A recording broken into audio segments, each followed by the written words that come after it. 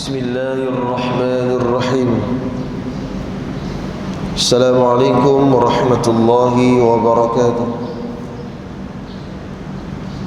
الحمد لله رب العالمين، والصلاة والسلام على أشرف الأنبياء والمرسلين وعلى آله وصحبه أجمعين. قال رب اشرح لي صدري ويسر لي أمري واحلل عقدة من لساني يفقه قولي. فقال الله تعالى في كتابه العزيز: أعوذ بالله من الشيطان الرجيم. رب قد آتيتني من الملك وعلمتني من تأويل الأحاديث فاطر السماوات والأرض أنت ولي في الدنيا والآخرة توفني مسلما وألحقني بالصالحين. صدق الله العظيم. Muslimin muslimat yang dirahmati oleh Allah, di dalam satu hadis yang diriwayatkan oleh Imam Abu Daud dan Nasa'i melalui jalur sanad daripada Abi Umamah Al-Bahili radhiyallahu anhu, qal jaa rajulun ila Rasulillah sallallahu alaihi wasallam. Satu hari ada seorang lelaki berjumpa dengan Nabi sallallahu alaihi wasallam. Dia jumpa dengan Nabi dan dia tanya satu soalan dekat Nabi. Faqal ara'aita rajulan yaltamisul ajra wa dhikra ma lahu. Kata lelaki ni, ya Rasulullah, apa pandangan kamu ya Rasulullah berkaitan dengan ada seorang yang pergi berperang, niatnya yang pertama untuk mendapat pahala di sisi Allah. Nombor satu, pahala. Betul tak tuan-tuan niat ni? Betul. Kira kita boleh right kat dia. Betul. Tapi tuan-tuan, laki ni tanya lagi kepada Nabi SAW, ada niat sampingan yang lain. Nombor satu, betul dah niat nak dapat pahala dari sisi Allah. Tetapi niat yang kedua, wa zikra, supaya apabila dia berjuang, apabila dia berperang, bila dia mati esok, ya, orang kata dia ni kuat berjihad. Kalau dia gugur syahid, orang akan abadikan namanya sebagai seorang yang gugur mati syahid. Maka dua niat ini dia pasang ketika mana dia pergi berjuang di jalan Tuhan. Malahu, kata laki ini, apa pandangan kau ya Rasulullah? Faqala Nabi sallallahu alaihi wasallam, Nabi respon, Nabi jawab balik tanya soalan tu. Nabi kata, la syai'a lahu, dia tak dapat apa. La syai'a lahu, tak dapat apa di sisi Allah. Fa'ada thalatha mirarin, laki ni dia ulang 3 kali soalan yang sama, bukan soalan hak lain. Soalan yang sama Nabi dia ulang kepada Nabi SAW. Kok-koklah Nabi nak kata dah ada juga pahala Allah bagi kat dia 3 kali. Tuan-tuan, dia pergi berjuang, bukan pergi menega. Pergi menega ni hari ni rugi, esok mungkin untung. Ni pergi berjuang ni, sama ada mati ataupun hidup saja. Laki ni tanya, takkan tak dapat apa kot? Nabi kata, la syai'a lahu, orang ni tak dapat apa. Ya, kemudian thumma qala Nabi SAW, inna Allah azza wa jal. Kemudian Nabi pertegaskan, wahai saudara, sesungguhnya la yaqbalu minal amali, Allah tidak akan menerima sesuatu amalan illa ma kana lahu khalisan, iaitu apabila satu amal itu dilakukan hanyalah semata-mata mengharapkan keredaan ataupun ikhlas hanyalah kerana Allah. Nah, wabtaghiya bihi wajha, dan disebabkan niat itulah Allah akan berikan keredaan kepada hamba-Nya. Muslimin mukminin yang dirahmati oleh Allah, apa pengajar ringkas daripada hadis riwayat Abu Daud dan Nasa'i ini?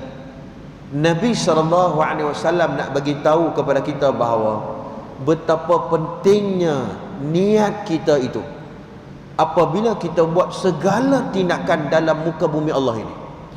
Kerana niat itulah yang membedakan di antara penerimaan Allah ataupun Allah nak tolak satu amalan di sisinya. Dan hari ini kita berjuang tiap hari untuk memperbetulkan niat kita. Muslimin, mukminin yang dirahmati oleh Allah Subhanahu wa taala, mudah-mudahan muqaddimah hadis riwayat An-Nasa'i dan Abu Daud itu memberi manfaat yang banyak kepada kita insya-Allah. Tuan-tuan sekalian, kita sambung pembacaan kitab kita pada pagi subuh ini, kitab Talbisul Iblis karangan Al-Imam Ibnu Jauzi rahimahullahu taala. Tuan-tuan sekalian, pada pertemuan yang lepas, buka surat 41, kita dah cerita bagaimana Nabi SAW bagi tahu dekat Aisyah. Aisyah tanya dekat Nabi, Nabi pi mana tak nampak ni, cari-cari tak nampak dalam rumah. Dan kita tahu bahawa di antara salah satu perangai Aisyah ni tuan-tuan, dia kuat cemburu. Kalau kita baca dalam riwayat Al-Bukhari, memang Aisyah ni dia kuat cemburu. Sehingga kan pada malam ketika mana Aisyah bangun terjaga malam, tuan-tuan tengok kiri kanan tak nampak. Di mana Nabi ni? Takut-takut Aisyah risau, giliak, sepatutnya giliak Aisyah, Nabi pi dekat rumah isteri lain. Cemburu dia. Dalam riwayat ni tuan-tuan sekalian, Nabi SAW kata apa? Aisyah, hang pun akan kena belitan-belitan syaitan. Aisyah tanya, aku kena, bagaimana dengan kamu ya Rasulullah? Aisyah tanya balik, Nabi kena tak dengan belitan syaitan ni? Kata Nabi SAW, ya, aku pun tak terlepas daripada kena bisikan syaitan. Maknanya apa? Kita jangan duk sembang kemah. Kita jangan duk sembang kemah. Nabi pun kena, tuan-tuan. Tapi Nabi sebut, Nabi SAW kata apa? Tetapi Rabb Tuhanku menolongku dan menghadapinya sehingga aku boleh selamat daripada bisikan syaitan. Allah jaga Nabi SAW. Dan ini tercatat dalam kitab sirah Ar-Rahiqul Makhtum Mubarak Furi, ketika mana umur Nabi belasan tahun, Nabi nak turut serta dalam satu upacara nyanyian. Waktu itu Nabi kecil lagi, remaja. Maka Allah tidurkan Nabi, dan Nabi tak sempat untuk menghadiri majlis keramaian itu. Maknanya Allah jaga Nabi SAW. Baik, tutup sekalian, muka surat 41. Syaitan berjalan menurut aliran darah dan cara berlindung daripadanya. Ini pagi ni tuan-tuan kita nak bahas tajuk tu. Kita tengok tuan-tuan. Dari Safiyah binti Huyai. Siapa Safiyah binti Huyai ni? Isteri Nabi SAW. Suami Safiyah binti Huyai ni tuan-tuan, dia pernah terlibat dalam peperangan Khaybar. Ia bertempur dengan orang yang Yahudi. Dan peperangan Khaybar ni tuan-tuan, suami kepada Safiyah binti Huyai ini gugur syahid dalam peperangan jihad. Gugur syahid. Maka Nabi ambil Safiyah binti Huyai ini menjadi isteri Nabi SAW. Dan Safiyah binti Huyai ini tuan-tuan, dia wafat di Madinah di perkuburan Baqi'. Dan ada cerita istimewa pasal Safiyah binti Huyai ni tuan-tuan. Yang kata Nabi SAW ni, romantiknya Nabi SAW ni tuan-tuan, ketika mana Safiyah binti Huyai dia nak panjat, nak naik atas unta. Dia nak panjat naik atas unta, Nabi buat satu pelapik. Ini kata Nabi ni tuan-tuan. Dia buat satu pelapik, Nabi buat satu pelapik supaya apa?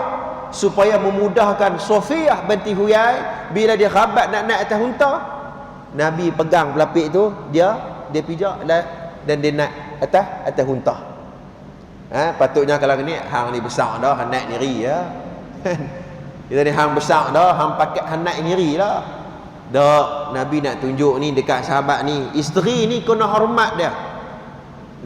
Kena hormat dia tuan-tuan. Dia buat kerja teruk, jaga anak-anak. Bersabar di atas karenah ahli keluarga dan sebagainya. Kita pun sabar dengan dia, dia pun bersabar dengan kita.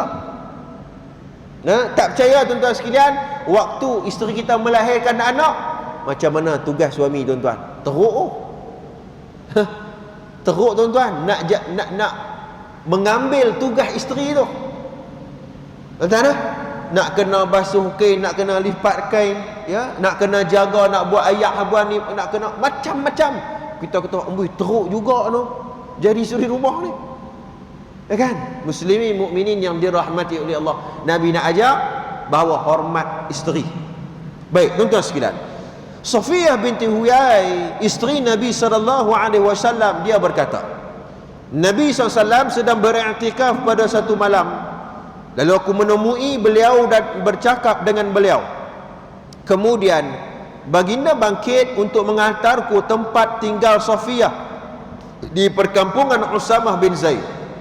Ya, di tengah perjalanan ada dua orang Ansar yang lalu, ya, ketika melihat Nabi SAW, kedua-duanya cepat berlalu. Tuan-tuan boleh ikuti cerita ni. Waktu ni tengah malam, bukan siang ni, orang tak perasan Nabi. Orang tak nampak Nabi. Waktu tu Nabi nak hentak Safiyah binti Huyai pergi balik dekat kampung dia, dekat dengan Usamah bin Zaid, kampung Usamah bin Zaid. Nak pergi hantar. Dan dalam perjalanan terserempak dengan dua lelaki Ansar. Ansar ni orang asal Madinah, Muhajirin orang asal Mekah. Mereka pindah berhijrah pergi duduk Madinah. Orang Ansar ni tuan-tuan duk perhati tengah-tengah malam, ada seorang lelaki dan ada seorang perempuan. Mereka ada perasaan gusar kepada ni. Ni mesti nak buat benda tak elok ni. Dah tuan-tuan. Benda yang tak tahu asas, benda yang tidak ada maklumat secara jelas, jangan cepat kita menghukum sesuatu perkara. Jangan. Bila Nabi dengan Safiyah tuan-tuan berjalan, terserempak dengan dua orang Ansar, maka dua orang Ansar ni dia cepat pi. Seolah-olah dia tak suka dengan dua orang ni, padahal itu Nabi dengan Safiyah. Ya, sehingga kan kata Nabi SAW, berhenti berdua ni. Nabi bagi tahu kat dua orang Ansar ni, berhenti. Apa pi kalut-kalut ni pi mana? Berhenti sah. Nabi bagi tahu, ini adalah Safiyah binti Huyai, dia adalah isteriku. Hampa nak fikir pelik-pelik macam apa? Macam itulah, tu saya tambahlah tuan-tuan. Tapi mafhum dia macam tu maksud dia. Pasal apa nak fikir pelik-pelik? Ni isteri aku, bukan aku bawa orang perempuan lain. Apabila dua orang lelaki Ansar ni perhati duk berembang, dia perembang. Dia perembang mata, rupanya Nabi SAW, bukan orang biasa. Nabi. Tengah malam mana ada lampu jalan raya apa? Tak nampak. Ya, bila duk perembang rupanya Rasulullah. Ya, subhanallah, ya Rasulullah. Dia kata lagu tu. Beliau bersabda, maka kata Nabi SAW, sesungguhnya syaitan itu berjalan menurut aliran darah anak Adam. Sesungguhnya aku khawatir, ya, syaitan menyusupkan kejahatan ke dalam hati kamu berdua. Hadis sahih riwayat Imam Bukhari dan Imam Muslim. Tuan-tuan sekalian, hadis ni nak cerita pasal apa ni tuan-tuan? Nabi nak habaq bahawa iblis, syaitan ni kita tak nampak dia. Kalau kita nampak dia tuan-tuan, kita boleh tepih dia hampir duduk jauh sikit. Masalah ni, syaitan iblis ni kita tak nampak. Nabi kata dia boleh masuk melalui, ya, aliran darah anak-anak Adam alaihi salam. Ya, kalau kita tak nampak dia.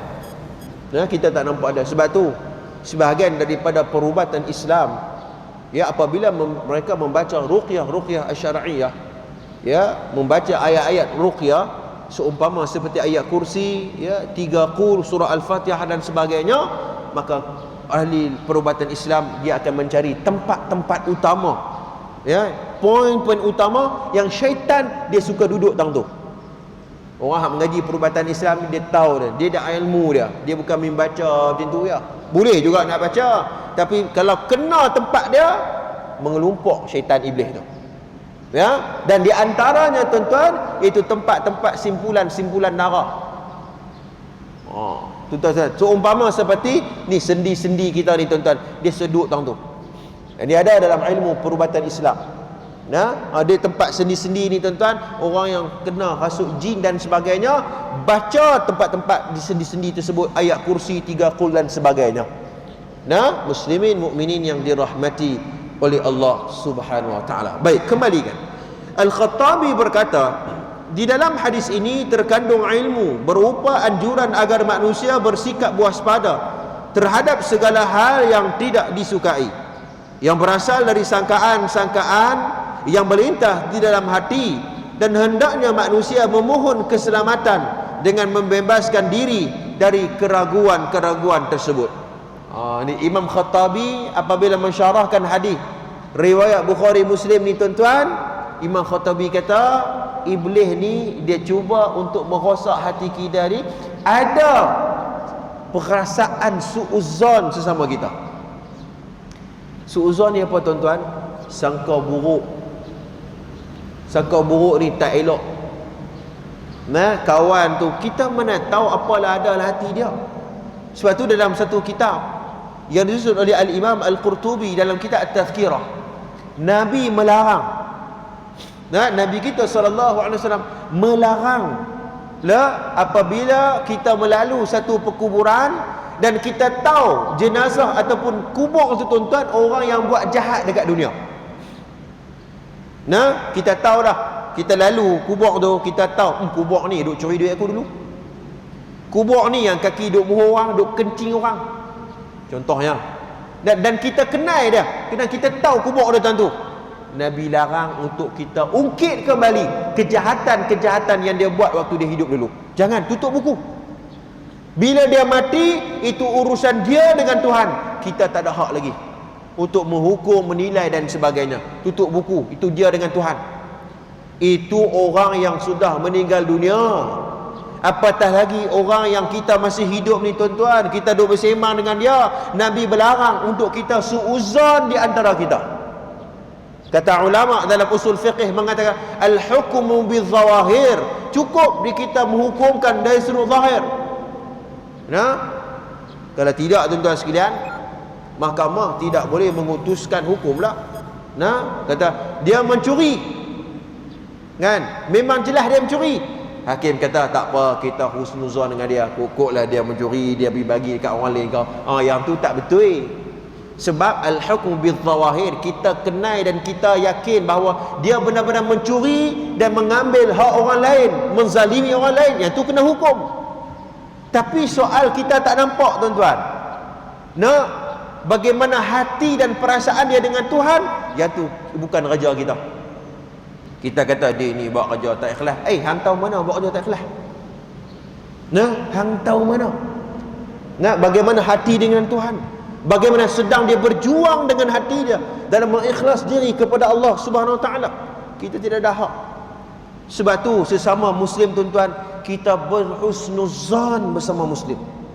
Kata Sayyidina Umar Al-Khattab radhiyallahu anhu, Sayyidina Umar apabila ada dia mendengar cerita-cerita buruk daripada orang, Sayyidina Umar kata, kalaulah di kalangan orang Muslim ni, kalau aku dengar benda-benda yang tidak baik yang boleh aku mentakwil lagi. Mentakwil tu maksudnya tuan-tuan, Sayyidina Umar ni tuan-tuan, kalaulah aku dengar benda jahat, kalau boleh aku mentakwil lagi benda tu. Tak kot, dia tak sengaja tu. Sayyidina Umar ni dia cover balik, dia takwil balik, cuba untuk husnuzan sesama Muslim, dia akan melakukan perkara tersebut. Dan kita jangan duk jadi macam orang yang mengadu domba ataupun curah minyak dalam api tuan-tuan sekalian. Benda tu sikit dia dah yang bagi perangat lagi. Yang tu lagi tak betul tuan-tuan. Benda tu sepatutnya boleh selesai dengan elok. Mai dia tuan-tuan lagi besar. Benda kecil jadi besar. Ini lagi masalah tuan-tuan sekalian. Baik. Nabi nak bagi tahu bahawa hati manusia bukan kerja kita. Itu urusan dia dengan Tuhan. Bagaimana diri dia dengan Tuhan, itu Allah saja yang tahu. Innallaha ala kulli syai'in qadir. Segala apa yang berlaku di bawah pentadbiran Allah SWT, dan apalah hati manusia itu di bawah pantauan dan pengetahuan Allah SWT. Tuan-tuan sekalian. Baik, kemudian Allah Subhanahu Wa Taala telah memerintahkan agar kita berlindung dari syaitan yang terkutuk ketika hendak membaca Al-Quran. Bahkan ini disebut dalam kitab Al-Ada fi Hamalatil Quran yang disusun oleh Al-Imam Nawawi rahmatullah alaih. Ya, dalam satu bab, babul isti'adzah. Tuan, dalam babul isti'adzah, Al-Imam Nawawi rahmatullah alaih mengatakan bahawa apabila kita nak memulakan bacaan Al-Quran, di tengah-tengah Al-Quran kita baca a'udzubillahi minasyaitonirrajim, ya, dan teruskan membaca ayat tersebut. Ya, dalam satu bab juga dia disebut tentang waqaf wal wasal, ya, iaitu seumpama seperti kita membaca Al-Fatihah, ya, lepas tu kita nak teruskan pembacaan kepada surah yang seterusnya, maka baca surah yang awal tadi ini, maka diteruskan dengan surah pilihan kita. Ini disebut sebagai al-waqf wal ibtida. Tuan-tuan sekalian. Baik, tak apa. Itu bukan, saya nak sebut tentang Allah perintah bahawa ketika mana kalian untuk membaca ayat Al-Quran, fa idza qara'tal Qur'ana fasta'idz billahi minasyaitonir rajim. Hendaklah kalian memohon perlindungan kepada Allah daripada syaitan yang terkutuk. Maknanya apa? Allah nak bagi tahu bahawa tara nak buat ibadat pun syaitan cuba untuk kacau hati kita. Ini dah tuan-tuan. Nak baca Quran pun Allah suruh kita, Allah perintahkan kita fasta'idz billahi minasyaitonir rajim. Minta lindung daripada Allah daripada syaitan yang terkutuk ini. Tuan-tuan sekalian, ni tara buat ibadat, apatah lagi dalam urusan-urusan dunia yang lain, sangat-sangatlah untuk kita mulakan, tuan-tuan sekalian, tindakan kita itu dengan a'udzubillah dan juga dengan bismillahirrahmanirrahim. Tuan-tuan ingat, lafaz-lafaz ini walaupun ringkas, tapi ia mengandungi nilai tauhid dan nilai ubudiyah kepada Allah Subhanahu Wa Taala. Seumpama lafaz bismillahirrahmanirrahim. Cuba tuan-tuan bayangkan orang yang pakai baju dia baca bismillah dengan orang pakai baju dia pergi sekhelum, ya. Betul tak? Ada beza tak tuan-tuan? Ada beza. Dia ambil baju dia pakai bismillahirrahmanirrahim. Dia masuk dengan tangan kanan dulu, dia pakai masuk tangan kiri pula. Tuan-tuan, dia rasa keberkatan itu berbanding dengan main sekhelum, ya. Ataupun dia start kereta bismillahirrahmanirrahim. Dia start kereta ni nak pergi kerja ke, nak pergi beli nasi lemak ke, nak pergi beli roti canai ke, dia start kereta baca bismillahirrahmanirrahim, dia akan rasa keberkatan dalam tindakan dia. Sebab tu tuan-tuan sekalian, Al-Addas ketika mana dia mendengar ucapan bismillahirrahmanirrahim dengan nama Allah yang Maha Pemurah lagi Maha Penyayang, ketika mana Nabi berehat di sebuah pohon kurma, di sebuah pohon anggur di antara Taif dengan Mekah. Nabi berehat dalam tu. Sebab orang Mekah buang Nabi, orang Taif buang Nabi. Dah pakai semua buang Nabi. Nabi berehat di satu pohon anggur. Maka Nabi makan buah anggur, tuan-tuan sekalian, dengan ucapan bismillahirrahmanirrahim. Bila Nabi ucap bismillahirrahmanirrahim, Addas ini seorang penjaga kebun. Dia bukan jawatan apa pun tak ada, duit apa pun tak ada, penjaga kebun dia. Nabi Addas, dia apabila dengar ucapan bismillahirrahmanirrahim, dia pergi jumpa Nabi dan dia nak masuk Islam. Subhanallah. Entah dengan ucapan bismillahirrahmanirrahim. Nabi Addas, kita boleh tengok dalam kitab sirah. Sini nak sebut bahawa ucapan ini ucapan yang ada nilai ubudiyah dan tauhid kepada Allah, dan dia akan menjaga diri kita. Dia akan memberikan keberkatan dalam tindakan kita. Muslimin mukminin yang dirahmati oleh Allah. Sebab tu Allah SWT ajar kepada kita dalam soal beribadat pun kita minta perlindungan daripada Allah, ya, melalui lafaz a'udzubillahi minasyaitonirrajim. Pada waktu sahur dianjurkan untuk membaca. Nabi ajak kat kita, tuan-tuan. Maka Imam Ibnu Jauzi rahmatullah alaih ajak kat kita, apabila waktu pagi, waktu fajar, waktu pagi, Nabi selalu mengungkapkan surah apa? Ni, surah Al-Falaq ayat 1 sampai ayat 5. A'udzu billahi minasyaitonir rajim. Bismillahirrahmanirrahim. Qul a'udzu birabbil falaq. Katakanlah, aku berlindung kepada Tuhan yang menguasai subuh. Min syarri ma khalaq, dan kejahatan makhluknya, dan dari kejahatan malam apabila telah gelap gelita. Ayat tuan-tuan, Nabi selalu baca surah Al-Alaq, surah Al-Falaq ini tuan-tuan pada waktu pagi.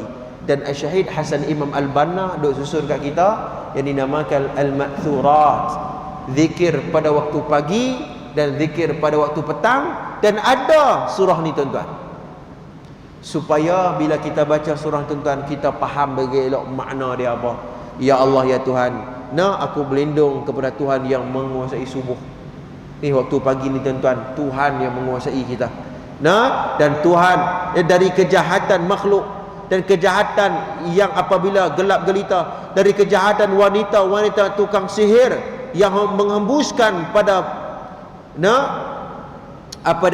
sanggul-sanggul itu, dan dari kejahatan orang-orang yang dengki apabila ada hasad dengki kepada sesama manusia. Muslimin mukminin yang dirahmati oleh Allah Subhanahu wa taala. Ini di antara doa ataupun zikir yang boleh kita beramal pada waktu pagi dan pada waktu petang. Tuan-tuan sekalian, supaya Allah jaga kita. Waktu malam Allah jaga kita, waktu siang Allah, waktu pagi Allah jaga kita. Dan Allah jaga kita ni, wa min syarri hasidin idza hasad. Daripada hasad dengki orang. Kita tak mampu tuan-tuan untuk menyekat orang ni, tapi kita mampu untuk kita berdoa kepada Allah supaya kita mengelak daripada hasad dengki orang ni tuan-tuan. Orang ni dia tak boleh tengok tuan-tuan, mata hasad ni. Tuan-tuan ingat dalam satu hadis yang direkod oleh Al-Imam Bukhari tentang penyakit ain. Penyakit ain ni apa tuan-tuan? Penyakit hasad dengki ni, mata ni tuan-tuan, mata yang jahat ini. Dia tak boleh tengok orang lebih daripada dia. Orang tak boleh tengok lebih Allah bagi nikmat kepada dia. Ini disebut sebagai mata ain ini. Pandangan mata jahat ini. Sebab tu ada doa khas untuk kita membaca, supaya kita dipelihara oleh Allah SWT. Seumpama surah Al-Falaq ayat pertama sampai ayat kelima. Jika dalam dua perkara ini ada perintah untuk berwaspada terhadap kejahatan syaitan, lalu bagaimana dengan perkara-perkara yang lain? Ayat tuan-tuan. Baik. Tipu daya syaitan, kata Imam Ibn Jauzi rahmatullah alaih, dari Abu At-Tayyah, dia berkata, aku bertanya kepada Abdul Rahman bin Hanusai, ya Hunaisi, apakah engkau pernah mengetahui Nabi SAW? Kata dia, ya. Aku bertanya, apa yang dilakukan oleh Nabi pada satu malam tatkala hendak diperdayakan oleh syaitan? Dia tanya balik. Nabi kita SAW ni, kalau kena beritan syaitan ni, macam mana Nabi buat? Nabi buat macam mana?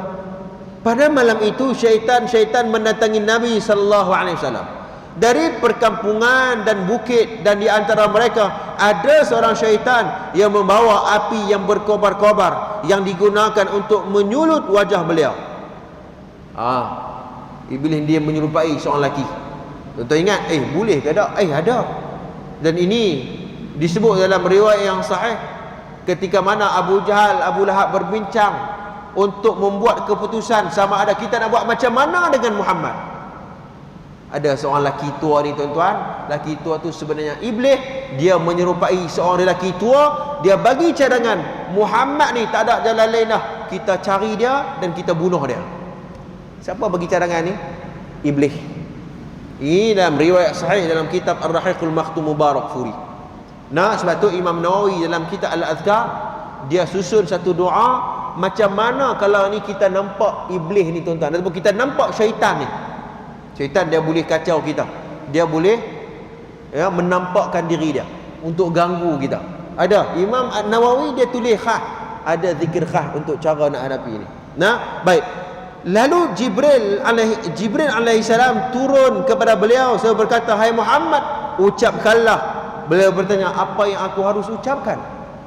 Iblis ni saja dia ambil api ni suruh kat muka Nabi. Jibril kata, hang lafazkan beberapa ayat. Nabi tanya balik, Jibril, aku nak lafaz apa? Kemudian kata Jibril alaihi salam ucapan ini, a'udzu bikalimatillahi tammat min syarri ma khalaq wa dhara'a wa bara'a wa min syarri ma tanzilu minas sama' wa min syarri ma ya'ruju fiha wa min syarri fitan al-laili wan nahar wa min syarri kulli tariqin ila tariqan yatruqu bi khairin ya arhamar rahimin ya arhaman. Yang bermaksud, aku berlindung dengan kalimah-kalimah Allah yang sempurna dari kejahatan yang diciptakan, yang diadakan, ada yang ditiadakannya, dari kejahatan yang turun dari langit, dari kejahatan yang lain yang naik ke langit, dari kejahatan cubaan malam dan siang, dari kejahatan setiap yang datang, kecuali yang datang dengan membawa kebaikan, wahai yang maha pengasih. Muslimin mukminin yang dirahmati oleh Allah, ini doa yang Jibril alaihi salam ajak dekat Nabi ketika mana syaitan itu kan dia menyerupai seorang lelaki suluh satu api suluh kat muka Nabi SAW. Baca doa ni. Nah, dalam arti kata yang lain, apabila kita rasa bahawa hati kita ini tuan-tuan diganggu gugat oleh syaitan, kita hafaz dan kita bacalah doa ni. Walaupun doa ini panjang, ala kulli hal kita faham maknanya dan kita ungkapkan dalam bahasa Melayu pun tidak ada masalah. Yang penting makna dan penghayatan itu kita menghayati dalam baik-baik doa yang kita ungkapkan kepada Allah yang Azza wa Jalla. Muslimin mukminin yang dirahmati oleh Allah SWT, tuan-tuan, saya rasa takat itu dulu perkongsian kuliah subuh kita pada pagi ini. InsyaAllah, pagi ini di antara poin besarnya ialah bagaimana tipu daya syaitan iblis ni tuan-tuan, dia tak kira siapa. Hebat macam mana pun kita, hatta Nabi pun tak terlepas daripada belitan syaitan. Yang kedua, Nabi nak ajak kepada kita bahawa kalau syaitan ganggu kita, ada beberapa zikir, ada beberapa doa yang boleh kita amal dan boleh kita baca untuk kita berlindung daripada Allah, daripada syaitan yang direjam ini. Aqulu qawli hadha wa astaghfirullahal azim li wa lakum. Wassalamualaikum warahmatullahi ta'ala wabarakatuh. A'udzu billahi minasyaitonir rajim. Bismillahirrahmanirrahim. Alhamdulillahi rabbil alamin wassalatu wassalamu ala asyrafil anbiya'i wal mursalin wa ala alihi wa sahbihi ajma'in. Allahumma inna nas'aluka 'ilman nafi'an wa rizqan tayyiban wa 'amalan mutaqabbala. Wa sallallahu ala sayyidina Muhammad wa ala alihi wa sahbihi ajma'in. Walhamdulillahi rabbil alamin.